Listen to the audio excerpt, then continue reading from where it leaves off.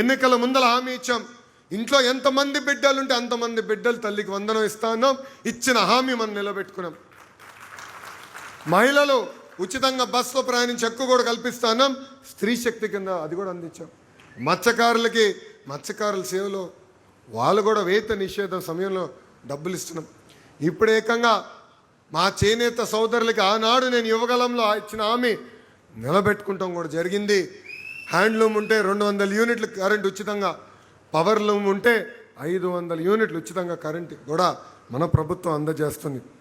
ఇంతేకాదు, గత పాలకులు మూసేసిన అన్న క్యాంటీన్ని తిరిగి మనం మళ్ళీ తెరిపించాం.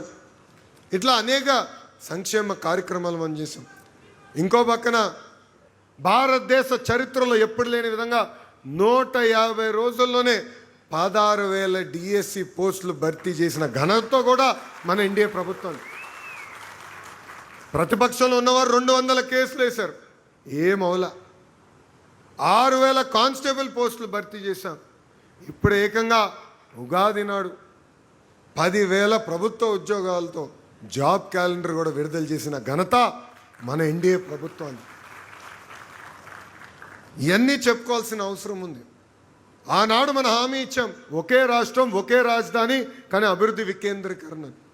దానికి కట్టుబడి ఉన్నాం. రాయలసీమకు అనేక పరిశ్రమలు తీసుకొస్తున్నాం. ఇంకా తీసుకురావాల్సిన అవసరం చాలా చాలా ఉంది. క్యారియర్ ఏసీ ఎక్కడికి వచ్చింది? రాయలసీమ. ఎల్జీ ఎలక్ట్రానిక్స్కి ఎక్కడికి వచ్చింది? రాయలసీమ. కియా ఎక్కడ వచ్చింది? రాయలసీమ. రాయల్ ఎన్ఫీల్డ్ ఎక్కడ వచ్చింది? రాయలసీమ. ఇప్పుడు సోలార్ మ్యానుఫ్యాక్చరింగ్ అంతా ఎక్కడికి వచ్చింది? రాయలసీమ. మర్చిపోయారా? మొన్నే శంకుస్థాపన చేసాం, మర్చిపోయారా? ఫైటర్ జెట్లు తయారు చేసే పరిశ్రమలు కూడా ఎక్కడ తీసుకొచ్చాం? పుట్టపర్తి, రాయలసీమకు తీసుకొచ్చాం. అద్భుతంగా పరిశ్రమలు తీసుకొస్తాం, ఇంకా తీసుకొస్తా స్వామి. అదే చెప్తున్నా, కడప కూడా తీసుకొస్తా స్వామి. నేను ఎందుకు వదిలిపెడతా? అన్ని ప్రాంతాలు అభివృద్ధి చేయాలి లక్ష్యంతో మేము ఉన్నాం. ఎందుకంటే పాదయాత్ర చేశా, యువకులు పడుతున్న కష్టాలు నేరుగా నేను చూసా. అందుకే ఆనాడు హామీ ఇచ్చా, యువగలం కింద 20 లక్షల ఉద్యోగాలు కల్పిస్తామని. అదే దిశగా మనం అడుగులేస్తాం కూడా జరుగుతుంది. ఇంకా కార్యకర్తలు వచ్చగల గత పాలకులు మన పైన పెట్టిన దొంగ కేసులన్నీ మేము ఎత్తేసాం. కొన్ని ఛార్జ్షీట్ అయి ట్రయల్లో ఉన్నాయి, అది కూడా మేము ఫాలోఅప్ చేసి ఈ సంవత్సరం ఆఖరికల్లా ఆ కేసులు కూడా తీసే బాధ్యత పార్టీ తీసుకుంటుంది. అలానే మీ పైన పొరపాటున ఒక కేసు ఉంటే మీరు ఇంట్లో పడుకుంటే కష్టం స్వామి, మాకు తెలియజేయాలి కదా. సో పార్టీ ఆఫీస్లో ఒక సెల్ ఉంది, కలవండి, ఆగి అక్కడ భోంచేయచ్చు. కేసులను రాసుకుంటే ట్రాకింగ్ పెట్టి హెచ్ఎం గారే బాధ్యత తీసుకుంటాం జరిగింది. అంతేకాదు, ప్రమాదంలో ఎవరైనా చనిపోతే 5 లక్షల రూపాయలు ప్రమాద బీమా ఇచ్చే ఏకైక పార్టీ తెలుగుదేశం పార్టీ. కార్యకర్తల సంక్షేమం కోసం ఇప్పటికీ 160 కోట్ల రూపాయలు ఖర్చు పెట్టిన పార్టీ తెలుగుదేశం పార్టీ. మీ అందరు తెలుసు, పార్టీలో సంస్కరణలు తీసుకొచ్చేదానికి నేను ఎక్కువ పోరాడతా. మనం ప్రతిపక్షంలో ఉన్నప్పుడు ఆనాటి అధికారులు ఉన్న పార్టీతో ఎంత పోరాడో దానికన్నా ఎక్కువ 3 రెట్లు నేను తెలుగుదేశం పార్టీలో పోరాడా. సంస్కరణలు తీసుకొచ్చేదానికి పోరాడా. ఇది మన పార్టీ, ఇది మన తెలుగుదేశం, మన బాధ్యత. అలిగితే నష్టపోయేది మనమే. ఎందుకంటే మన పార్టీలో కోవిడ్ కన్నా డేంజరస్ జబ్బు ఒకటి ఉందండి. ఆ జబ్బు పేరే అలక. వేరే పార్టీకి ఓటేయం, కానీ అలిగి ఇంట్లో పడుకుంటాం. ఎందుకు అలగాలి? ఇది మన పార్టీ, ఇది నా పార్టీ. ఆ కసి మనలో ఉండాలి. ఏ మార్పు అయితే పార్టీలో ఆశిస్తున్నాం దానికోసం కష్టపడాలి, అహర్నిశలు పోరాడాలి, 4 గోడల మధ్యన మాట్లాడుకోవాలి. మన జాతీయ అధ్యక్షుల వారితో ఎన్నోసార్లు నేను మాట్లాడు, కానీ ఆయన నిర్ణయం తీసుకున్న బయటకు వచ్చి జై తెలుగుదేశం, జై చంద్రబాబు నాయుడు గారు అంట. సో కార్యకర్తలందరూ కూడా నేను కోరుతున్నా, సమస్యలు ఉంటాయి, దేవుడు కూడా అన్ని కోరికలు తీర్చలేడు కదా, కానీ మన సమస్యలు మనం పరిష్కరించుకోవాలి. మీరన్నా నన్ను కన్విన్స్ చేయాలి, నేనన్నా మిమ్మల్ని కన్విన్స్ చేస్తాను తప్ప పొరపాటున ఎవరైనా అలిగి ఇంట్లో పడుకుంటే మళ్ళీ మాధవిరెడ్డి గారు వచ్చి మిమ్మల్ని బయటికి లాక్కుని తీసుకెళ్తారు. పెద్దలు అన్నట్టు అనేక నామినేట్ పోస్టులు కూడా భర్తీ చేశాం. 2 సంవత్సరాలు అయిన తర్వాత వేరే వాళ్ళు కూడా అవకాశం వస్తుంది. మీరందరూ ఫీల్డ్లో ఉండండి. మా చుట్టూ తిరిగితే మీకు పదవులు రావు. ప్రజల చుట్టూ తిరగండి, మిమ్మల్ని ఎత్తుక్కుంటూ వచ్చే బాధ్యత తెలుగుదేశం పార్టీ తీసుకుంటుంది. పాదయాత్రలో కార్యకర్తలందరూ నన్ను కలిసినప్పుడు ఒక విషయం అడిగారు, అన్నా పనిచేసే వాళ్ళని గుర్తించాలి, అందుకే టెక్నాలజీ తీసుకొచ్చాం, మై టీడీపీ తీసుకొచ్చాం. ఎంతమంది వాడుతున్నారు మై టీడీపీ యాప్? చేతులు పైకెత్తండి. 70%. నాతో ఫోటో దిగిందా డౌన్లోడ్ చేయాలంటే మై టీడీపీలోనే డౌన్లోడ్ చేయాలి రబ్బా. మై టీడీపీ యాప్ ఎందుకు తీసుకొచ్చా అంటే, ఒక టాస్క్, ఒక బాధ్యత ఇచ్చినప్పుడు, పని పెట్టినప్పుడు వెళ్ళి సక్రమంగా నిర్వహించారో లేదా, ఎవరు చేస్తున్నారు ఎవరు చేయట్లేదు, ఎవరు యాక్టివ్గా ఫీల్డ్లో ఉన్నారు తెలుసుకున్నాక ఏర్పాటు చేశాం. టెక్నాలజీతో జోడిస్తేనే వాస్తవాలు మనం తెలుసుకోగలుగుతాం. మై టీడీపీ యాప్ను వాడండి. పార్టీ ఏదైతే బాధ్యతలు మీకు అప్పగిస్తుందో అది మై టీడీపీ యాప్ ద్వారా మాకు తెలియజేయమని ఈ సభాముఖంగా కార్యకర్తలందరూ నేను కోరుతున్నాను. ఇంకా మహానాడు ఉంది. గౌరవ ప్రధానమంత్రి నరేంద్ర మోడీ గారు, ఎందుకంటే స్ట్రెయిట్ ఆఫ్ హోర్ముజ్లో ఇజ్రాయెల్ అదేవిధంగా ఇరాన్ మధ్యన యుద్ధం జరుగుతుంది, పెట్రోలియం ప్రోడక్ట్స్ ధరలు బాగా పెరుగుతున్నాయి. సో అందరం ఖర్చులు తగ్గించాలి, కన్జంప్షన్ తగ్గించాలని గౌరవ ప్రధానమంత్రి గారు పిలిపించారు. ఆ పిలుపు మేరకు మీరు వర్చువల్గా మహానాడు అటెండ్ అవ్వాల్సిన అవసరం వచ్చింది. నాకు కూడా కోరుకుండే నెల్లూరులో అద్భుతంగా చేద్దాం, దిమ్మ తిరిగే విధంగా చేద్దాం. అందరం కసితో ఉన్నాం. కొంచెం దిష్టి తగిలినట్టుంది.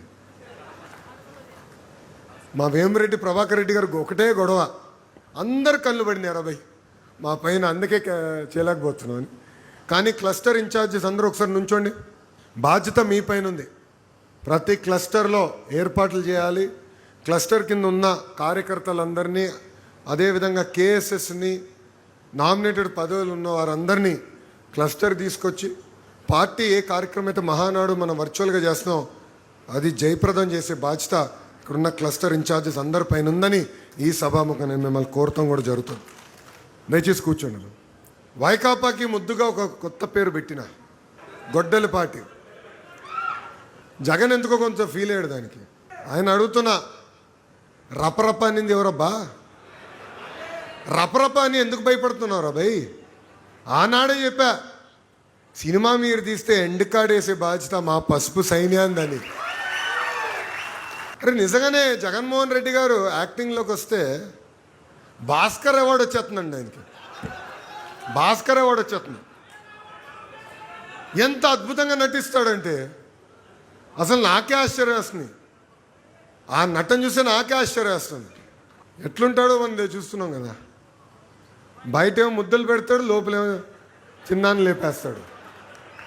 అందుకే ఆ రపరప పార్టీని సంగతి కూడా చూసుకోవాల్సిన బాధ్యత మనందరి పైన ఉంది.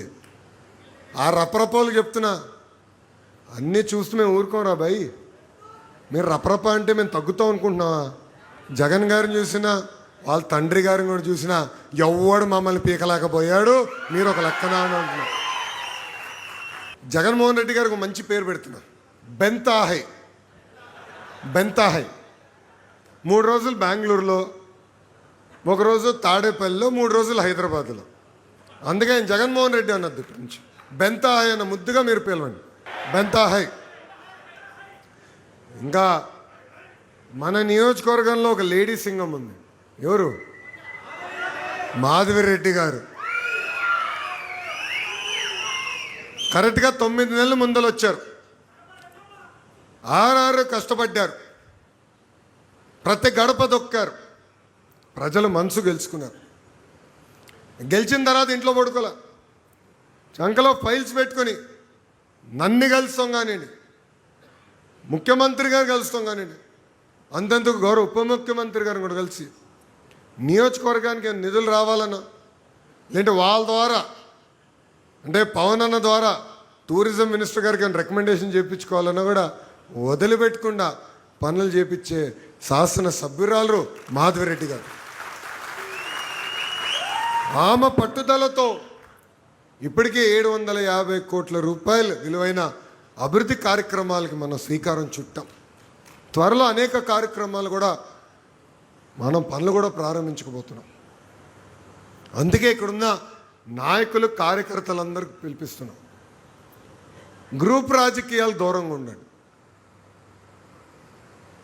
పార్టీ అనేది శాశ్వతం, ఈ భూమిపైన వ్యక్తులు కాదు. సో పార్టీ ఏ పిలిపించినా దానికి కట్టుబడి ఉండాలి. గ్రూప్ రాజకీయాలు దయచేసి ప్రోత్సహించదని ఇక్కడున్న కార్యకర్తలందరినీ నేను పిలిపిస్తున్నాను. 6 నిమిషాలు కష్టపడే ఎమ్మెల్యే గారు ఉన్నారు. మన గురించి ఆలోచించే ఎమ్మెల్యే గారు ఉన్నప్పుడు నిలబడాలి, ముందరికి నాయకత్వాన్ని నడిపించాలి. ఇక్కడున్న ప్రతి కార్యకర్త ఈ విషయం గుర్తుపెట్టుకోవాలని ఈ సభాముఖంగా కోరుతున్నాను.